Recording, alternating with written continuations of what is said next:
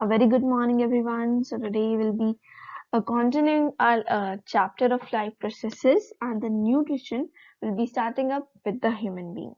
So human beings में कैसे nutrition होता है, we'll cover up in our today's class.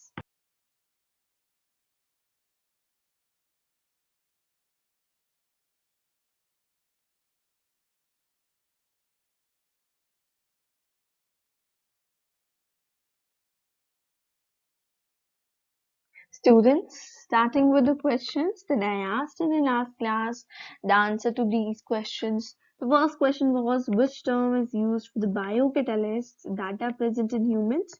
So they are the enzymes जो कि हमारे कैटाबॉलिज्म में हेल्प करेंगे. कैटाबॉलिज्म मतलब कॉम्प्लेक्स से सिंपल में ब्रेक डाउन करेंगे. They are the enzymes. उसके बाद mention the material required for photosynthesis obtained by plants through their roots. तो कौन सा सब्सटेंस वो obtain करते हैं? That is simply water. Root से वो सिर्फ वाटर को ही एब्जॉर्ब करते हैं, क्योंकि हमारी फोटोसिंथेसिस में काम आता है. प्लांट्स में जो कार्बोहाइड्रेट्स के जो स्टोर होते हैं कौन सी फॉर्म में होते हैं जो कि यूटिलाइज नहीं हो पाते? दे आर स्टार्च की फॉर्म में स्टोर होते हैं.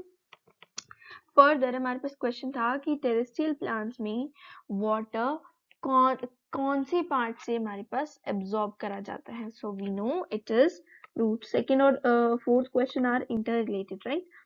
उसके बाद fifth question, microorganism that don't show any molecular movement in them until they infect some cells, they are viruses. viruses they are क्यों? क्योंकि वो लिविंग और नॉन लिविंग की बाउंड्री पे लाई करते हैं. So starting up with the human alimentary canal और human food pipe, human food tract.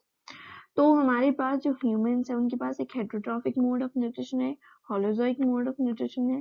तो इनके पास एक वेल डेवलप्ड डाइजेस्टिव सिस्टम है, क्योंकि बहुत ज्यादा कॉम्प्लेक्स ऑर्गेनिजम्स है जो कि डाइजेशन करेगा, कुछ इंजेशन करेगा, कोई एब्जॉर्प्शन करेगा, कोई एसिमिलेशन करेगा, कोई इजेशन करेगा. तो कुछ हमारे पास स्पेशलाइज बॉडी पार्ट्स है जो कि सारे फंक्शन परफॉर्म करेंगे. जो हमारा डाइजेस्टिव सिस्टम है उसमें 6 to 9 मीटर लॉन्ग हमारे पास एक कॉन्टिन्यूस ट्यूब है जिसको एलिमेंट्री कैनाल बोला जाता है. यहाँ से लेकर यहाँ तक ये जो लंबी हमारे पास ट्यूब है ना, ये पूरी it is known as our alimentary canal. यहाँ से यहाँ तक हमारा एलिमेंट्री कैनाल होता है. ओके, मूविंग फर्दर हमारे पास ये जो कैनाल है ये हमारे पास माउथ से स्टार्ट होता है, फ्रॉम हियर जहाँ से हम फूड इनटेक करते हैं. फिर फेरिंग्स से होते हैं. फेरिंग्स क्या है हमारे पास? A common passage. जैसे यहाँ से हमारा लैरिंग्स आता है, सॉरी यहाँ से हमारे पास विंड पाइप आती है, यहाँ से हमारे पास फूड पाइप आती है ना. तो ये जो कॉमन पैसेज है ना इनका, इसके बाद ये डिवाइड होंगे, है ना. तो ये कॉमन पैसेज है ना, ये है फेरिंग. Okay, pharynx. तो फिर फेरिंग्स के पास जाएगा, फिर ईसोफेगस. ईसोफेगस क्या है? दिस लॉन्ग पाइप, ये हमारी जो फूड पाइप कहलाती है, दैट इज आर ईसोफेगस. बाद स्टमक आता है, this is our stomach as you can see. उसके बाद स्मॉल इंटेस्टाइन, लार्ज इंटेस्टाइन. ये हमारे पास आता है लार्ज इंटेस्टाइन और ये हमारे पास आता है स्मॉल इंटेस्टाइन, राइट. उसके बाद हमारे पास अंत में जो लास्ट फिनिश होता है that is the anus. This region is the anus region, जहाँ से एक्सक्रीशन अंडरगो होती है. उसके बाद जो एक्सेसरी ऑर्गन्स है हमारे पास डाइजेशन में एलिमेंट्री कैनाल के साथ जो एसोसिएटेड है, they are teeth, tongue, salivary glands, liver and pancreas. इनके बारे में हमको डिस्कस करना है. तो हमारे पास जो गैस्ट्रोइंटेस्टिनल ट्रैक्ट है वो एक ऐसा पोर्टल है, एक ऐसा गेट है जहां से हमारे पास nutritive substances, vitamins, minerals, fluids enter करते हैं बॉडी में और प्रोटीन्स, फैट्स और ये सारी चीजें ब्रेक डाउन होती हैं ताकि उनको अच्छे से प्रॉपरली एब्जॉर्ब करा जा सके. जो स्मॉल इंटेस्टाइन है वहां पे एक म्यूकोसा प्रेजेंट होता है, वहां की मेम्ब्रेन होती है म्यूकोसा, और फिर वहां पे लिम्फ और ब्लड में वो एंटर करते हैं न्यूट्रिएंट्स, जिसकी हेल्प से फिर वो ब्लड तो हमारी पूरी बॉडी में फ्लो करता है तो हमारी पूरी बॉडी सेल्स उसको एब्जॉर्ब कर पाते हैं, फिर ग्रोथ हो पाती है. जो ह्यूमंस है वहां पे अपर पोर्शन है जो एलिमेंट्री कैनाल का, वो माउथ होता है. This is our mouth. ये अपर पोर्शन है एलिमेंट्री कैनाल का. यहाँ पे एक लिप्स का क्लोजर, लिप्स इसको क्लोज करती हैं बाहर से, और उसके बाद हमारे पास ओरल या फिर बक्कल कैविटी। ये जो कैविटी है, दिस इज आर ओरल और बक्कल कैविटी, जहाँ पे टीथ प्रेजेंट होते हैं, जहाँ पे चीक्स है, गम्स है, टीथ है, टंग है, मसल्स, ये सारी चीजें, टंग वाला, टीथ वाला, हमारे पास ये जो चीक्स है, ये वाला रीजन हमारे पास मेनली क्या होता है, हमारा बक्कल कैविटी होता है। इसके बाद हमको सबसे पहले पढ़ना है टीथ के बारे में। तो जो टीथ है उस वो किस में हेल्प करते हैं, ताकि हमारे जो फूड है उसको च्यू करा जा सके, मैसिकेट करा जा सके, और हमारे पास जो फूड है उसमें एंजाइम्स को भी तो एक्ट कर रहे हैं, तो उसके लिए सरफेस एरिया को इंक्रीज करा पा सके, एज वेल एज हमारे पास एंजाइम्स का इफेक्टिव एक्शन हो उस पे। जो टीथ है कुछ जॉस हमारे जबड़े में एम्बेडेड होते हैं, तो ये जो टीथ है इनकी कुछ हमारे पास फिक्स्ड अरेंजमेंट होगी, जिसको हम बोलते हैं डेंटेशन। ओके, उसके बाद हमारे पास two sets of teeth present होते हैं। कुछ होते हैं मिल्क टीथ जो कि बाय चाइल्डहुड प्रेजेंट होते हैं, टेम्परेरी टीथ होते हैं, और फिर होते हैं वो परमानेंट बन जाते हैं, जिसको हम परमानेंट सेट ऑफ टीथ बोल देते हैं। तो हमारे पास 4 तरह के टीथ हैं। द फर्स्ट वन इज इंसिसर, जो कि हमारे आगे वाले दांत होते हैं, जो ये ऐसे नुकीले वाले होते हैं ना, जिनसे हम सबसे पहले फूड को काटते हैं आगे से, राइट। तो वो होते हैं हमारे पास मिल्क टीथ 8 होते हैं, और परमानेंट टीथ भी वो 8 होते हैं, मतलब जो 8 है ना वही हमारे पास रहते हैं। उसके बाद कैनाइन आता है, जो कि हमारे पास 4 होते हैं, जो हमारे सबसे ज्यादा नुकीले होते हैं, उनको 4 होते हैं, परमानेंट भी और मिल्क टीथ भी। उसके बाद प्रीमोलर्स आते हैं, कैसे होते हैं हमारे पास, जिनके पास दो सिर से निकले होते हैं, तो मिल्क टीथ नहीं होते, मिल्क टीथ 0 होते हैं। और हमारे पास जो परमानेंट है वो 8 बन जाते हैं। मोलर्स जो कि सबसे ज्यादा खतरनाक से होते हैं, जिनके 4 पार्ट से होते हैं, वो मिल्क टीथ 8 होते हैं, और परमानेंटली वो 12 हो जाते हैं। तो टोटल मिल्क टीथ हमारे पास बनते हैं 20, और बाकी हमारे पास बनते हैं परमानेंट इज 32। ओके, अगर मैं एग्जांपल लूं यहाँ पे, तो जैसे ये हमारा जबड़ा है, दिस इज आवर जॉ, नीचे भी टीथ्स हैं, तो हम इसको क्या करेंगे, 4 पार्ट्स में डिवाइड कर देंगे, क्योंकि ये वाला हाफ भी इसके आइडेंटिकल, इसके आइडेंटिकल, इसके आइडेंटिकल, चारों के आइडेंटिकल होगा। ओके, तो हम एक हाफ को कंसिडर करेंगे, मतलब 1/4 को कंसिडर कर रहे हैं ये वाले पार्ट को। तो ये वाला जो पार्ट है, यहाँ पे हमारे पास टू इंसिसर्स प्रेजेंट होंगी, और 4 हाफ से, तो 2 into 4, 2 यहाँ पे प्रेजेंट होगी इस वाले पार्ट में, 2 यहाँ पे, 2 यहाँ पे, 2 यहाँ पे, तो 2 into 4 8 हो जाएगा। कैनाइन हमारे पास एक हिस्से में 1 होते हैं, this is our canine. Let me make with another colour. ये जो बनाया ये होता है कैनाइन, ये इंसिसर्स होते हैं। कैनाइन हर एक हाफ में वो 1 होता है, तो 1 into 4 4 क्वार्टर्स है, तो यहाँ पे 1 into 4 हो जाएगा। प्रीमोलर्स हमारे पास 0 होते हैं, बाय बर्थ मिल्क टीथ 0 होते हैं, जबकि जो हमारे पास परमानेंटली बन जाते हैं वो इतने हो जाते हैं, तो 2 into 4 हमारे पास 8 होगा, मतलब हर एक हाफ में क्या होगी, 2 टीथ हमारे पास प्रीमोलर्स प्रेजेंट होंगे। और मिल्क टीथ की अगर मैं बात करूं मोलर्स वाले, तो यहाँ पे भी 2 into 4 होंगे, बट जो अगर मैं परमानेंट की बात करूं, तो यहाँ पे 3 प्रेजेंट होंगे हर एक हाफ में, तो 3 to 4 हमारे पास 12 हो जाता है, राइट। उसके बाद हमारे पास जो हर एक टीथ होता है वहां पे 2 मेन रीजन होते हैं, एक तो क्राउन होता है, एक हमारे पास रूट होता है। तो जो क्राउन है, this region is known as a crown, ये वाला जो रीजन है it would be looking like a crown, और ये वाला जो नीचे वाला रीजन है दैट इज आर रूट, जहाँ पे ये हमारा जो दांत है वो फंसा हुआ होता है जॉ में, राइट।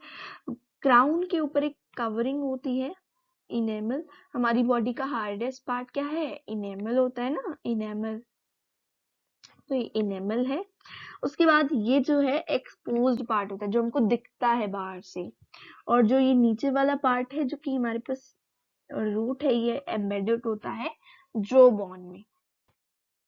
उसके बाद कुछ डिजीजेस होती है हमारे टीथ से related. What are they? The first one is dental caries and second one is dental plaque. तो जो डेंटल कैराइज है वो हमारे पास जो बैक्टीरिया है ना वो हमारे पास शुगर्स के ऊपर एक्ट करेंगे। जब हमने ज्यादा शुगरी सब्सटेंसेस खाए हो, बहुत ज्यादा शुगर खा लिया हो, मीठा मीठा खा लिया हो, तब हमारे पास जो बैक्टीरिया रहेंगे एसिड प्रोड्यूस करेंगे जिसकी वजह से हमारी इनेमल सॉफ्ट हो जाएगा और डेंटाइन भी सॉफ्ट हो जाएगा जिसकी वजह से हमारी दांत खराब हो जाएंगे। अगर ये हमारे पास ठीक नहीं कर, और बैक्टीरिया कौन सा रिस्पॉन्सिबल है? स्ट्रेप्टोकोकस म्यूटेंस और we can say Lactobacillus acidophilus. अगर ये चीज हमने अनट्रीटेड रखी तो ये जो माइक्रो ऑर्गेनिजम्स है जो कि पल्प को इन्वेड कर देंगे और इन्फ्लेमेशन हमारे पास कॉज हो जाएगा, इन्फेक्शन कॉज हो जाएगा। ये जो बीमारी है इसको हम टूथ डिके भी बोल देते हैं। अभी डेंटल प्लाग पे आते हैं। इसमें क्या है, जब बैक्टीरियल सेल्स होते हैं ना वो स्टिक हो जाते हैं फूड पार्टिकल्स के साथ, तो हमारे पास बहुत बड़े बड़े मासेस बन जाते हैं बैक्टीरियल सेल्स के।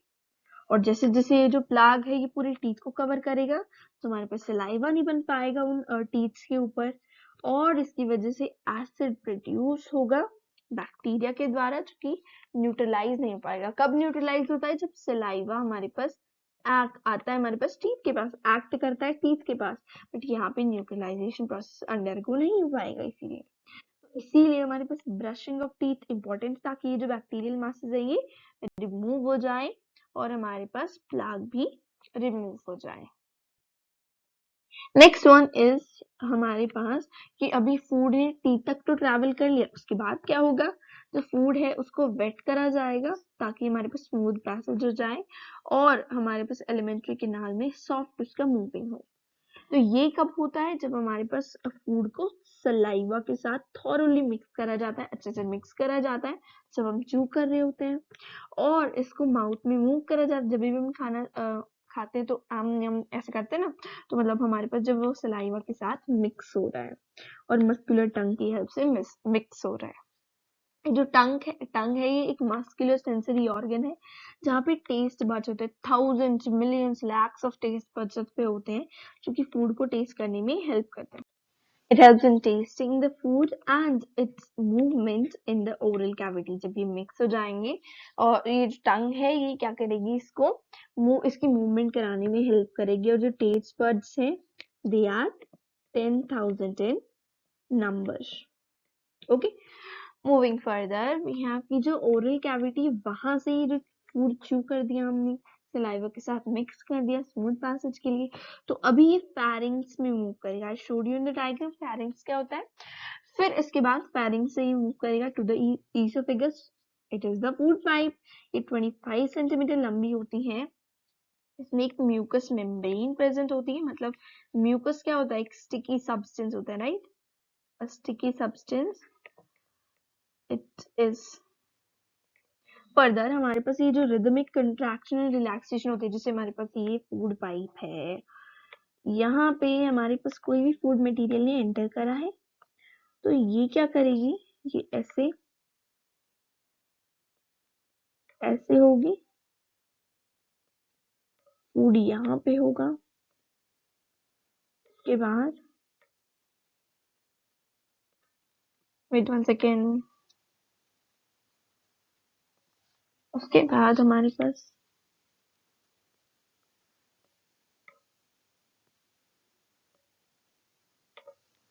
ऐसे होगा। ऐसे ही हमारे पास ये प्रोसेस अंडरगो करेगी। यहाँ पे क्या है, कुछ नो कंट्रैक्शन नो रिलैक्सेशन, फिर यहाँ से कंट्रैक्ट होगी, यहाँ से रिलैक्स होगी, यहाँ से कंट्रैक्ट होगी, यहाँ से रिलैक्स होगी। तो हमारे पास फूड क्या करेगा, नीचे जाता जाएगा। और ये जो मूवमेंट है इसको हम बोल देते हैं पेरिस्टाल्टिक मूवमेंट, जिसकी वजह से हमारा फूड जो है वो हमारे स्टमक की तरफ जाता है। ये जो वॉल्स है ना ईसोफेगस की फूड पाइप की, इन पे म्यूकस प्रेजेंट होता है जिसकी वजह से लुब्रिकेशन ऑफ फूड। लुब्रिकेशन मतलब उस पे कुछ गीला गीला सा लग जाना, नमी वाला हो जाना, ताकि वो इजिली मूव कर जाए। जैसे हम मशीन्स में ऑयल डालते हैं, इंजन में ऑयल डालते हैं ताकि लुब्रिकेशन हो पाए, ऐसे ही हमारे फूड पाइप में होता है। उसके बाद फूड स्टमक तक पहुंच गया। स्टमक क्या है? एक मस्कुलर सैक लाइक स्ट्रक्चर है जो एक जो फूड मटेरियल के स्टोर हाउस की तरह एक्ट करता है। वहां पे फूड क्या होता है? स्टोर होता है। ये इसकी जो मस्कुलर वॉल्स है वो फूड को मिक्स करने में हेल्प करती है। किसके साथ? डाइजेस्टिव जूसेस के साथ। कौन सेक्रेट करता है? गैस्ट्रिक ग्लैंड सेक्रेट करते हैं जो स्टमक में प्रेजेंट होंगे। देखो गैस्टर जहां पे भी वर्ड मिल जाए, gaster is just immediately the thing must flag कि यहाँ पे स्टमक की बात हो रही है। गैस्टर मतलब स्टमक।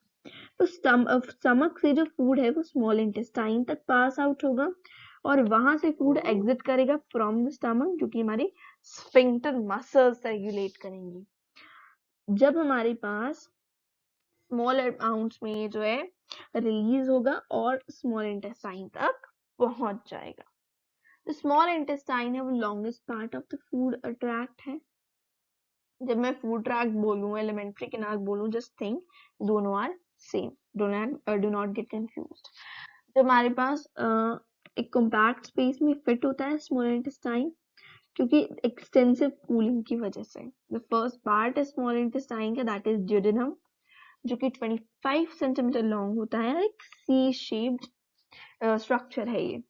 इसके बाद जो रिमाइंडर है स्मॉल इंटेस्टाइन का, उसमें जेजुनम प्रेजेंट होता है। जेजुनम कि 2.5 मीटर्स, बहुत लंबा है, 2.5 मीटर्स लॉन्ग होता है। और उसके बाद भी एक लंबी सी हमारे पास पार्ट आता है इसका स्मॉल इंटेस्टाइन का, दैट इज इलियम, जो कि 3.5 मीटर्स लॉन्ग होता है। सबसे पहले आया जेजुनम, उसके बाद जेजुनम, उसके बाद इलियम।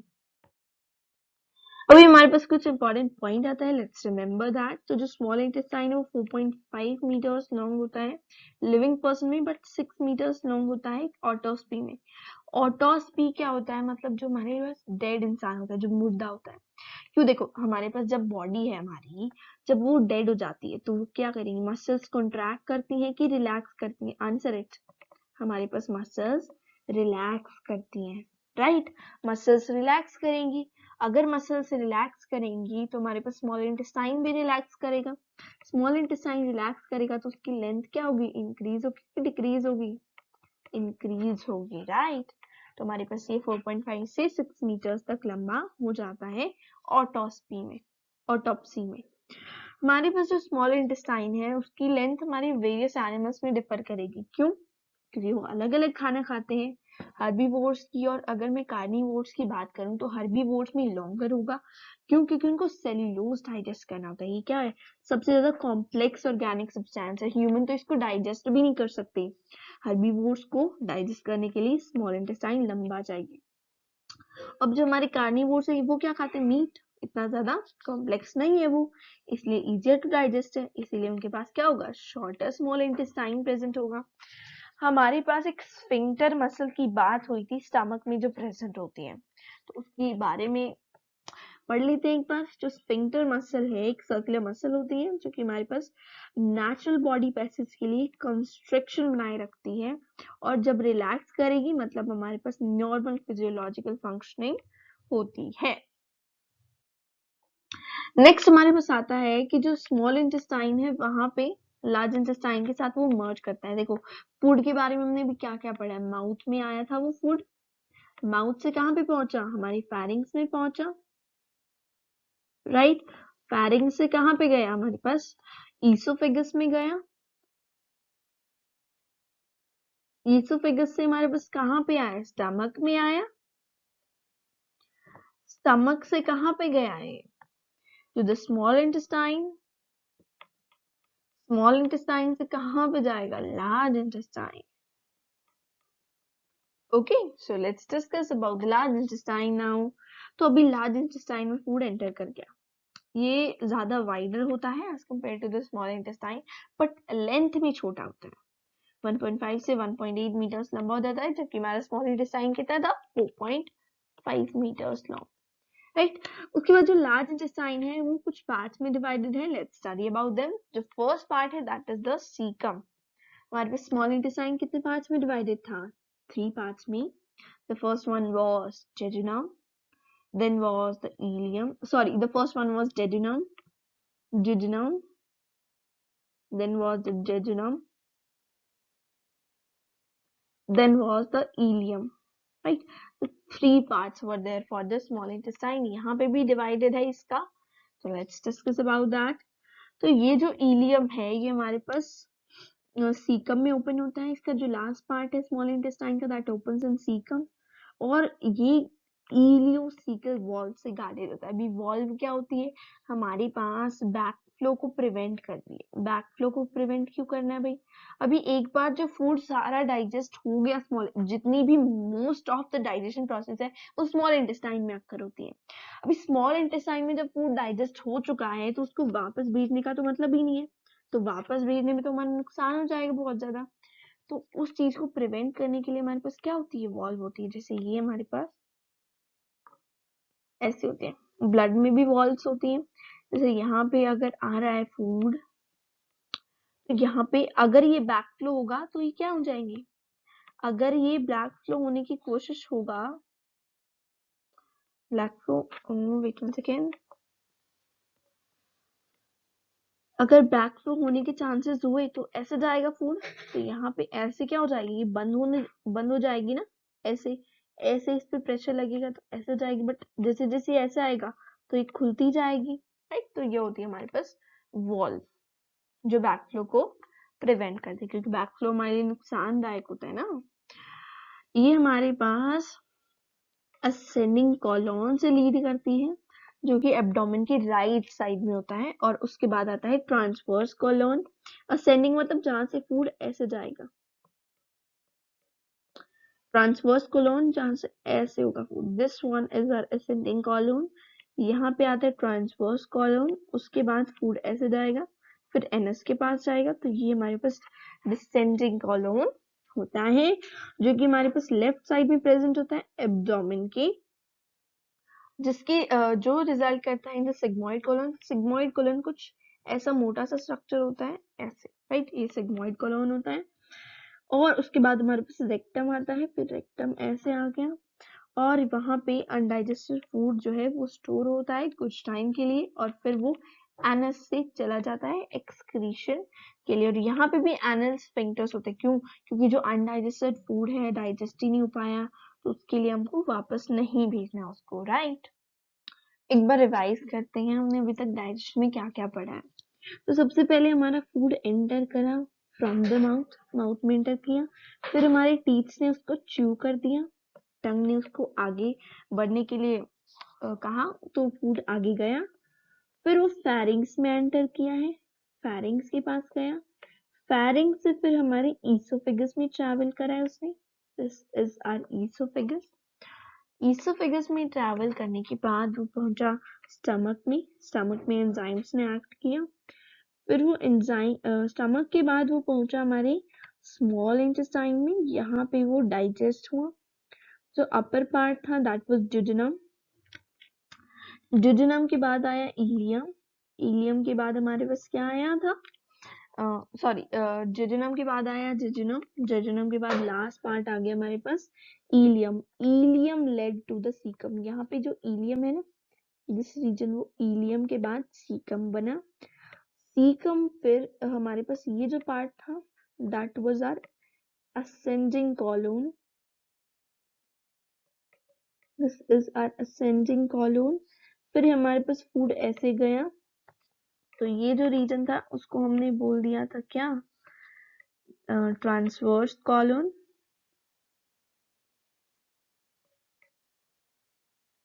उसके बाद ये रीजन था उसको हमने बोल दिया था डिसेंडिंग कॉलम, क्योंकि यहाँ से जो फूड है वो नीचे आने वाला है ना, तो डिसेंडिंग कॉलम. उसके बाद हमारे पास जो ये रीजन था उसको हमने क्या बोल दिया था, सिग्मोइड. जो लास्ट रीजन बचा उसको हमने बोल दिया था रेक्टम, ये वाला रीजन रेक्टम. और ये जो रेक्टम है इट लीड्स टू एनस. यहाँ पे क्या होता है, रेक्टम पे temporary storage of undigested food material, right. It was about the हमारे पास फूड का passage. This was the alimentary canal. elementary canal.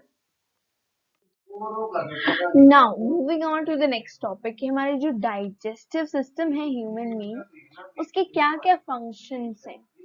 तो जो हमारा डाइजेस्टिव सिस्टम है वही हमारे पास कॉम्प्लेक्स फूड को ब्रेक डाउन करने में हेल्प करता है और वाटर, न्यूट्रिएंट्स, इलेक्ट्रोलाइट्स इनको सप्लाई करता है ताकि हमारे पास जो हमारी बॉडी है, हमारी जो लाइफ है उसको सस्टेन कर पाए. ये जो है हमारा डाइजेशन प्रोसेस या हम बोल सकते हैं डाइजेस्टिव सिस्टम हमारा कुछ प्रोसेसेस अंडरगो करता है. तो let's discuss about all those processes. The first process is ingestion. तो इसमें क्या होगा, हमारे पास जो फूड है उसको हम माउथ में लेके जाएंगे, इनटेक होगा फूड का.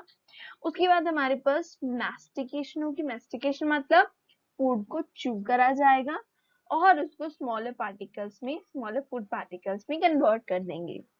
उसके बाद हमारे पास जो फूड आया है अभी, जो अभी चू हो चुका है, उसको मॉइस्चन करा जाएगा. कैसे करा जाएगा? By adding of the saliva. जब सलाइवा ऐड करेंगे उसमें तो वो मॉइस्चन हो जाएगा. उसके बाद हमारा जो फूड है उसको एनगल्फ करा जाएगा, स्वेलो करा जाएगा, जिस प्रोसेस को हम बोलते हैं डीग्लूटिशन. फर्दर हमारे पास जो सेकेंड प्रोसेस इन्वॉल्व होती है दैट इज डाइजेशन. पहले इंजेशन हुआ, उसके बाद डाइजेशन. इस प्रोसेस में हमारा जो फूड है उसको हम स्मॉलर पार्टिकल्स में ब्रेक डाउन करेंगे. कैसे? हमारे जब गैस्ट्रोइंटेस्टिनल ट्रैक्ट में आएगा हमारा फूड तो उसको चर्निंग एक्शन दिया जाएगा, मतलब जो पीसा जाएगा उसको, और फिर उस पे डाइजेस्टिव एंजाइम्स एक्ट करेंगे ताकि हमारे पास एब्जॉर्बेबल फूड पार्टिकल्स बन जाए. इसमें 3 स्टेप्स आते हैं. फर्स्ट स्टेप आता है जिसमें हमारे पास जो स्टार्च है वो एमाइलेज एंजाइम की हेल्प से ब्रेक डाउन करी जाती है इनटू द माल्टोज और फिर ग्लूकोज में कन्वर्ट कर दी जाती है. और कुछ अदर कार्बोहाइड्रेट्स हैं उनकी हेल्प से डाइजेस्टिंग एंजाइम्स कन्वर्ट कर देते हैं. तो इसकी इक्वेशन हम लिख सकते हैं, जो स्टार्च है उस पे अमाइलेज एक्ट करेगा और माल्टोज में कन्वर्ट करेगा. देखो जो हमारे पास पार्शियल डाइजेशन होती है ना स्टार्च की, वो माउथ में हो जाती है. कैसे? वहां पे सलाइवरी अमाइलेज प्रेजेंट होता है, उसकी हेल्प से हो जाती है. बाकी डाइजेशन फिर हमारी कहाँ पे होगी? बाकी डाइजेशन स्मॉल इंटेस्टाइन में होगी. ओके. फिर उसके बाद जो है प्रोटीन्स उनको ब्रेक करा जाता है by variety of proteases into dipeptides and then into amino acids. जो हमारे अमाइनो एसिड्स है ना बहुत सारे, वो क्या बनाते हैं? प्रोटीन्स बनाते हैं. These are the amino acids. तो उनके ग्रुप को हम बोल देंगे, क्या बोल देंगे? प्रोटीन्स बोल देंगे. ओके. उसके बाद हमारे पास इसकी इक्वेशन को रिप्रेजेंट कर सकते हैं. प्रोटीन्स में जब पेप्सिन एक्ट करेगा, ट्रिप्सिन एक्ट करेगा, तो पेप्टाइड्स बनेंगे प्लस हमारे पास पेप्टोन्स बनेंगे. और इन पे जब इंटेस्टाइनल जूस एक्ट करेगा तो हमारे पास एमाइनो एसिड्स बनेंगे. उसके बाद थर्ड स्टेप होता है फैट्स को ब्रेक डाउन करने का, जिसमें हमारे पास लाइपेजेस या एस्टरेसेस का काम होता है. क्या कन्वर्ट करते हैं वो? फैट्स इनटू मोनोग्लिसराइड्स और फ्री फैटी एसिड्स में वो कन्वर्ट कर देते हैं. तो जो फैट्स है उसको लाइपेसिस पे एक्ट करा, मोनोग्लिसराइड्स बने और फैटी एसिड्स बन गए.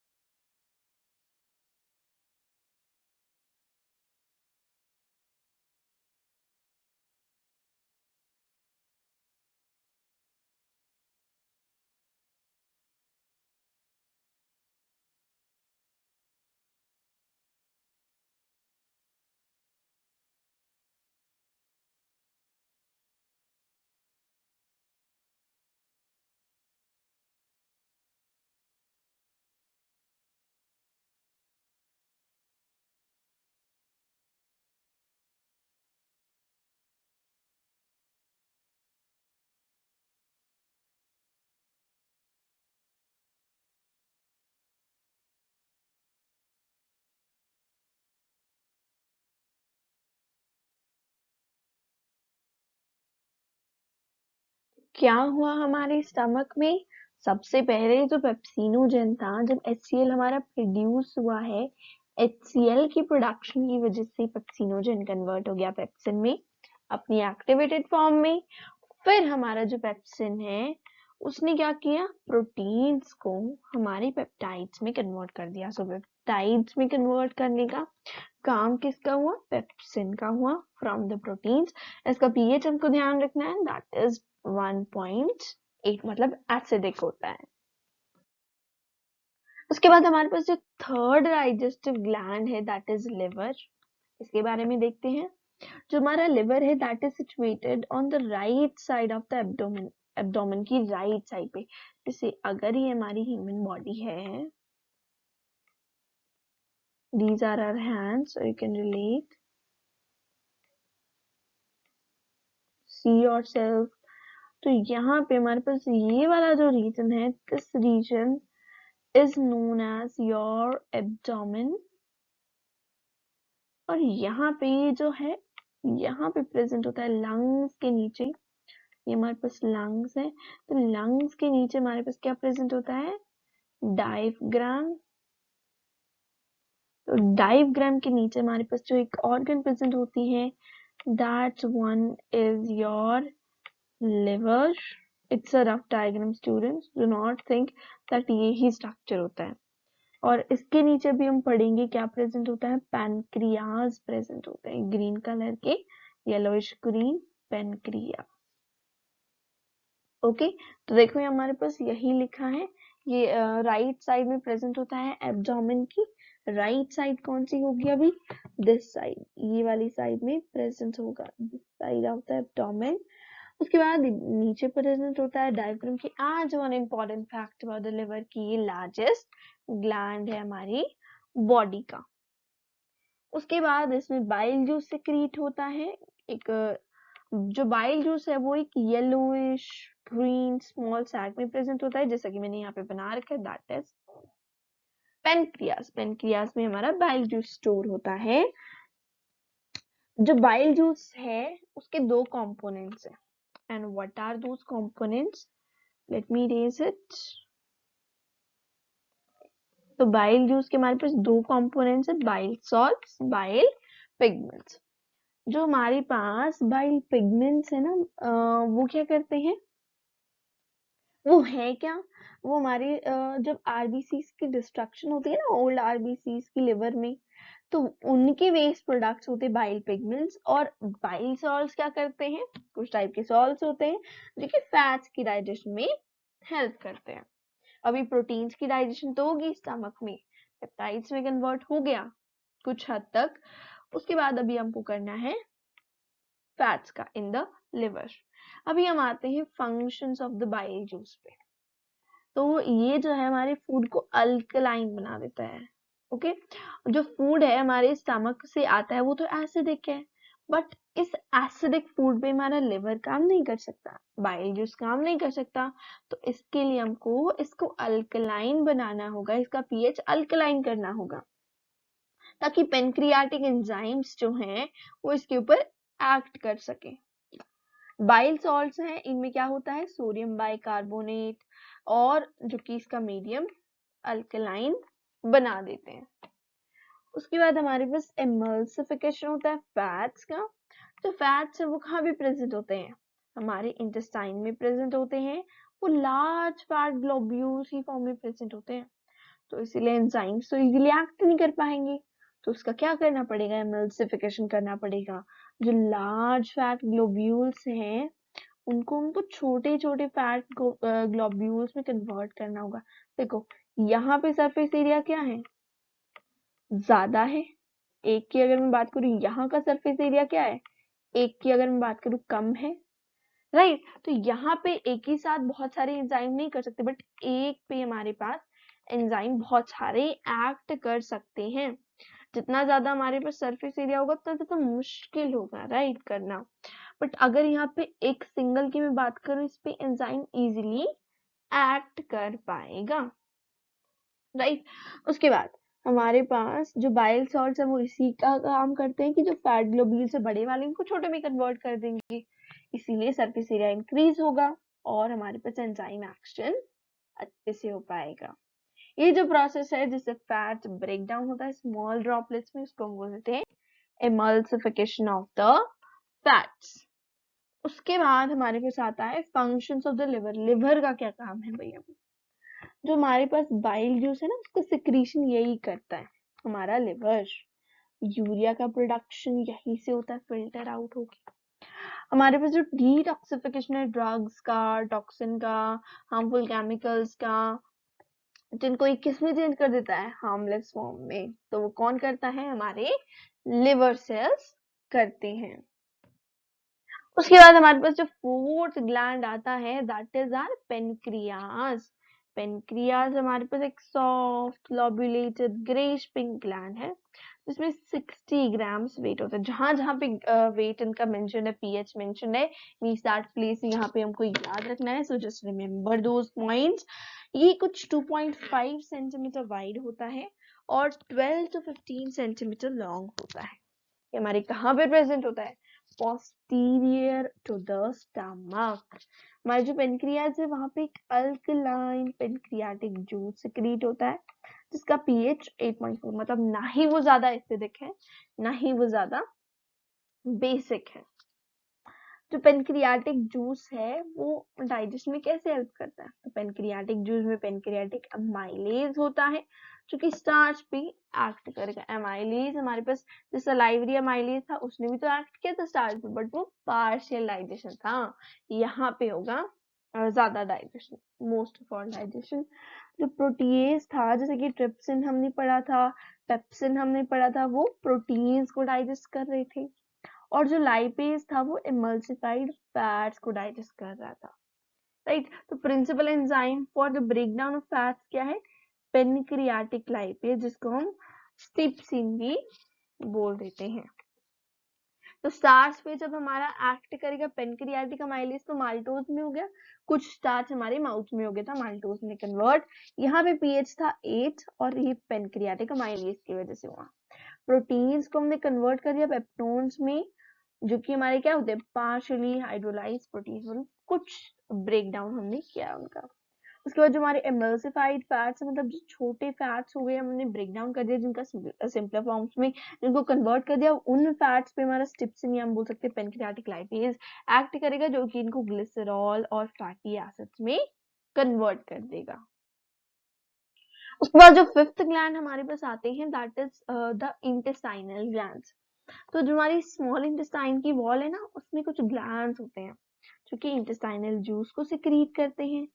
ये जो एंजाइम्स हैं ये प्रोटीन्स को कन्वर्ट करते हैं अमीनो एसिड्स में। फाइनली अभी तक हमारे प्रोटीन्स पेप्टाइड्स में कन्वर्ट हो गए थे, पेप्टोन्स में कन्वर्ट हो गए थे, बट सिंपलेस्ट फॉर्म क्या है?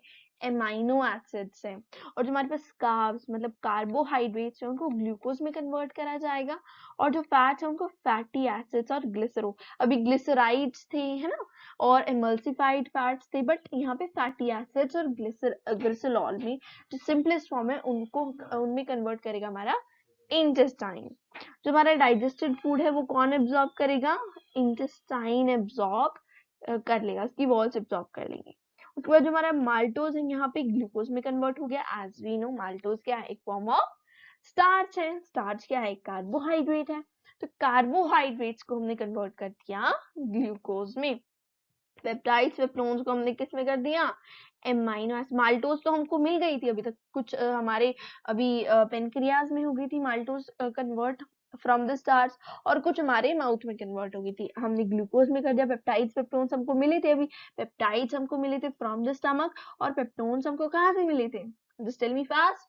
पेप्टोन्स हमको मिले थे फ्रॉम द पेनक्रियाज, जिनको अमीनो एसिड्स में यहाँ पे इंटेस्टाइन में कन्वर्ट कर दिया। तो जो एमल्सिफाइड फैट्स हैं उनको ग्लिसरॉल और फैटी एसिड्स में कन्वर्ट कर दिया। एमल्सिफाई किधर हुए थे फैट्स? लिवर के पास हुए थे, राइट। उसके बाद यहाँ से हम एक कंक्लूजन ड्रॉ कर सकते हैं वेरी इजीली कि हमारे जो स्मॉल इंटेस्टाइन है कंप्लीट डाइजेशन वहीं पे होती है, चाहे हम कार्बोहाइड्रेट्स की बात करें, प्रोटीन्स की बात करें, फैट्स की बात करें। यहाँ जो है सिक्रीशंस आती है, लिवर की सिक्रीशंस आती है, पेनक्रियाज की आती है, ताकि एंजाइम्स हो और उससे वो ब्रेक डाउन कर पाए। के बाद हमारे पास जो थर्ड प्रोसेस आती है, सबसे पहले हमने पढ़ा इंजेशन, उसके बाद डाइजेशन पढ़ा। थर्ड स्टेप आएगा हमारे पास एब्जॉर्प्शन। एब्जॉर्प्शन में क्या होगा, न्यूट्रिएंट्स है, वाटर है, इलेक्ट्रोलाइट्स है, ये हमारे पास गैस्ट्रो इंटेस्टिनल ट्रैक्ट से ब्लड स्ट्रीम में पहुंचाई जाएंगे। क्यों भाई, हमारे पास जितना भी फूड था उसका डाइजेशन हो गया पूरा, हमने अंदर तो ले लिया था, फूड को खा तो लिया ही था, उसको अभी हमने ब्रेक डाउन भी कर लिया, उसके हमने जितने भी न्यूट्रिएंट्स थे उनको ले लिया। अभी उसका एब्जॉर्प्शन का काम आता है कि हमारे जितने भी बॉडी के सेल्स हैं जो कि थके हुए हैं काम कर करके, उनको वो खाना दे सके हमारा ब्लड। स्मॉल इंटेस्टाइन में कैसे हमारे पास फूड एब्जॉर्ब होगा, अभी ये देखो। हमारे पास जो इनर लाइनिंग है स्मॉल इंटेस्टाइन के, इसमें बहुत सारे फिंगर लाइक प्रोजेक्शंस होते हैं, जिनको हम विलाई बोल देते हैं। अभी ये जो हमारी प्लाज्मा मेम्ब्रेन होती है ना, सेल्स की प्लाज्मा मेम्ब्रेन, हम जब प्लाज्मा मेम्ब्रेन के फंक्शन पढ़ रहे थे सेल चैप्टर में, तो हमने पढ़ा था कि प्लाज्मा मेम्ब्रेन कई बार मॉडिफाई हो जाती है कुछ इंपॉर्टेंट फंक्शंस परफॉर्म करने के लिए। तो यहाँ पे वही हुआ है, हमारी प्लाज्मा मेम्ब्रेन ही फिंगर लाइक एक्सटेंशन, ये एक फिंगर लाइक एक्सटेंशन है, एक कुछ एडजेसेंट सेल, ये एक सेल का पार्ट है, यहाँ पे होगा, बाकी एक ऐसे सेल बन जाएगा, राइट। तो हमारे पास ये होगा फिंगर लाइक एक्सटेंशंस। यहाँ पे ही हमारे पास सरफेस एरिया इंक्रीज हो जाता है, इसकी वजह से देखो अगर यहाँ पे फ्लैट होता तो इतने एरिया पे होता है एब्जॉर्प्शन, राइट। बट यहाँ पे तो यहाँ पे बहुत सारी जगह से एब्जॉर्प्शन हो पाएगा, राइट। तो यहाँ पे जो सरफेस एरिया है that has been increase for the absorption of food, जो कि हमारा रिलीज हुआ है अभी अभी। जो विलाय है ये ब्लड वेसल्स, इसमें बहुत सारी ब्लड वेसल्स होती हैं, जैसे हमारे पास ब्लड कैपिलरीज हैं, ये तभी तो ब्लड हमारे पास ट्रांसपोर्ट करेगा ना हमारे सेल्स के पास, कि ब्लड कैपिलरीज है, वेन्स हैं, आर्टरीज, सारी चीजें यहाँ पे होती हैं जो कि ब्लड को हर एक सेल तक पहुंचाती है, हमारी बॉडी के एब्जॉर्ब फूड को पहुंचाती है थ्रू द ब्लड। ये जो है एनर्जी ऑब्टेन करने में काम करता है, अभी जो फूड बना है ना, और न्यू टिश्यूज बिल्डअप होते हैं इससे, और जो ओल्ड टिश्यूज है उनका रिपेयरिंग भी तो करना होता है, वो भी इसी की वजह से होता है। हमारी जो प्लाज्मा मेम्ब्रेन है हर एक एपिथेलियल सेल की, जो कि हमारी साइटोप्लाज्मिक एक्सटेंशन शो कर रही है, लाइनिंग फॉर्म कर रही है, इनको हम बोल देते हैं microvilli. Side facing the lumen, तो हमारे ल्यूमेन क्या होता है, एम्प्टी स्पेस, जो एम्प्टी स्पेस है ना स्मॉल इंटेस्टाइन का, उसकी साइड जो फेस कर रही है हमारे पास सेल्स, एपिथेलियल सेल्स, वो शो करते हैं हमारी माइक्रोविलाई। विलाई और माइक्रोविलाई बहुत ज्यादा सरफेस एरिया इंक्रीज कर देते हैं स्मॉल इंटेस्टाइन का एब्जॉर्प्शन के लिए, और ये बहुत सारी कैपिलरीज होती है इसमें, और एक लार्ज लिम्फ वेसल होता है, इसको हम लैक्टियल वेसल बोलते हैं, it is a lymph. You would be knowing ना लिम्फ क्या होता है। lymph is the watery fluid जो कि हमारी कैपिलरीज से फिल्टर्ड आउट होता है। इसमें क्या क्या होता है, WBCs प्लस प्लाज्मा होता है, you need to remember this. अगला हमारे पास आता है प्रोसेस दैट इज एसिमिलेशन। अभी हमने एब्जॉर्ब कर लिया फूड को, अब इसको यूटिलाइज करने की बारी है, ताकि हमारे पास एनर्जी आ सके, नए टिश्यूज बन सके, और जो ओल्ड टिश्यूज है उनका रिपेयरिंग हो सके।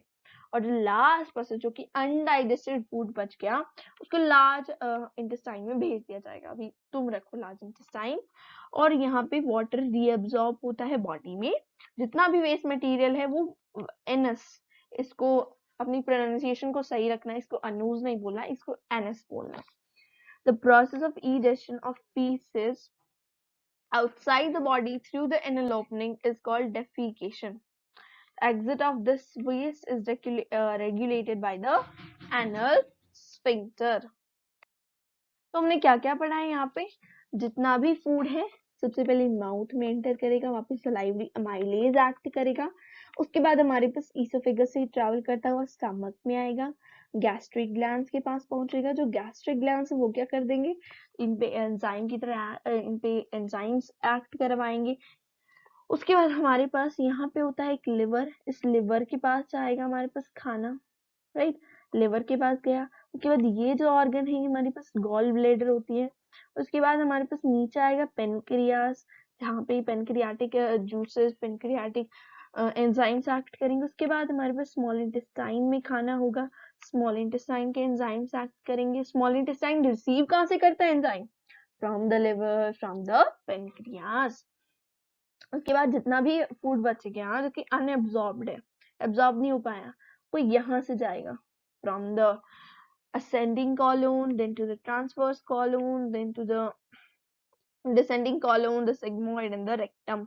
यहाँ से rectum में temporary storage होता है undigested food का. So everyone, this is the question time. We are done with the whole process of nutrition. It's the time that you have to test how much you have learned. So you can answer these questions and comment them as well in the video. Thank you all. This was all about the process of nutrition. We'll meet in the next class with another process, that is respiration. Till then, keep learning and keep enjoying.